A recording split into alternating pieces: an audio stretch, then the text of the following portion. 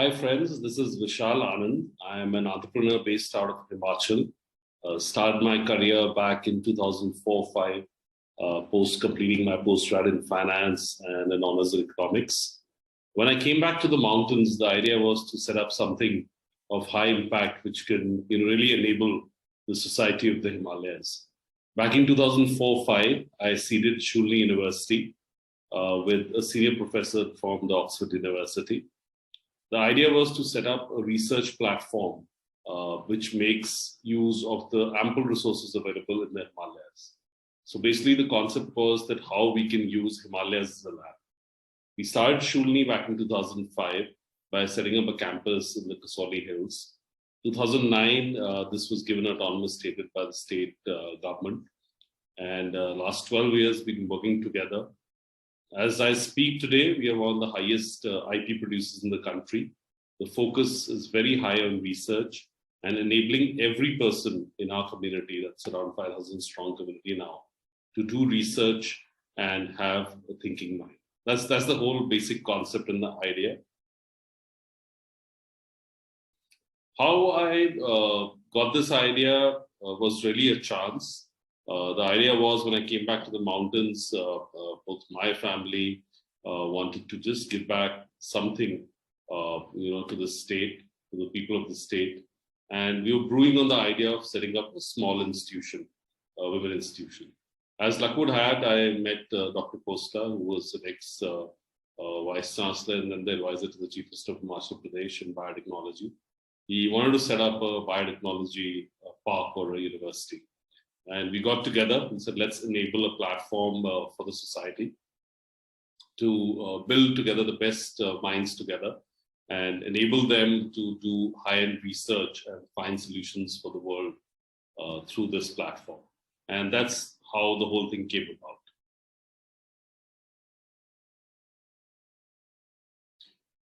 Now, bringing it to action, the idea was that everything takes resources, people, and to make people believe is a big challenge. So what we did was we started small, seated in a beautiful forest in the Kasoli Hills, set up the campus. The first challenge was to get talented people. And what we did was we wrote extensively to people across the globe, typically postdocs who were Indians who were sitting both in the eastern part of the world and the western part of the world. Guys in their mid-30s, mid-40s who wanted to come back to India and contribute to the country.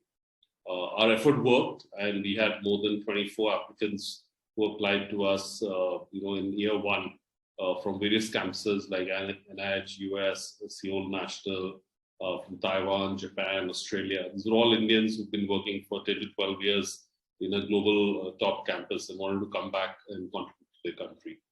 We were able to engage about 14 people out of the total 24 who applied. We enabled them by giving them independence of their work. So whatever work they were pursuing back in their domain, in their lab, they could get the same work and continue the same work in the mountains here, with obviously a Himalayan resource pool angle. Gave them a lab and gave them some sustenance allowances.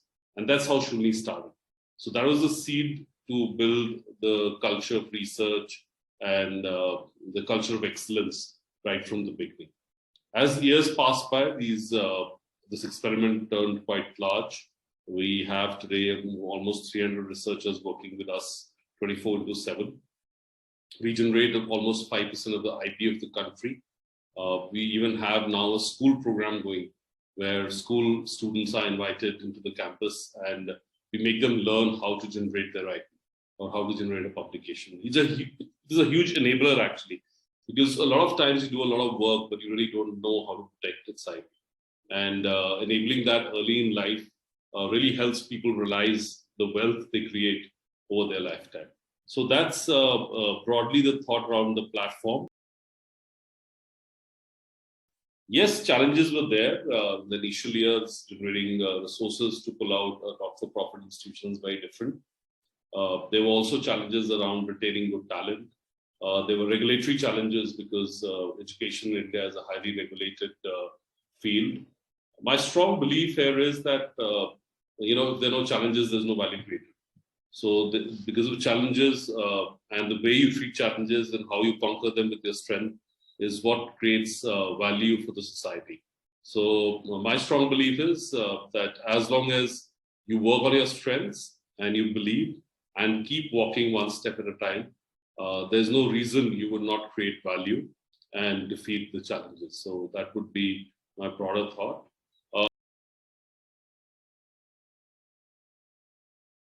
On a last note, Vedant, you were asking about,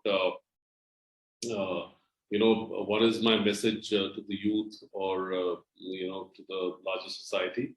I think three simple rules I follow. One, India is a great country. And I think it's in a dream situation right now where we are, experiencing exponential growth phase. So for the youth of the country and for everyone else, I think let's contribute. This is the time. The whole nation and our seniors have worked for years together to enable India. Over the next 10 to 15 years, India will be on the top charts of every single industry, among the top 2 or the top 3 in the world. So the time you spend in India, the more you enable India, it's the place to be. Secondly, most importantly, character is very important. So I personally believe education is important, but most important part is what's the basic character. So I think your families, your teachers, the institutions you visit are there to build on your basics, on your basic character, on your basic thoughts. So must work on that. And lastly, I think most important, once you achieve something, do give back to the society. We are a large country and we need to enable more and more minds. The basic principle is someone enabled you, so you should enable someone. With those thoughts, I would like to thank you for inviting me for this talk. Thank you so much.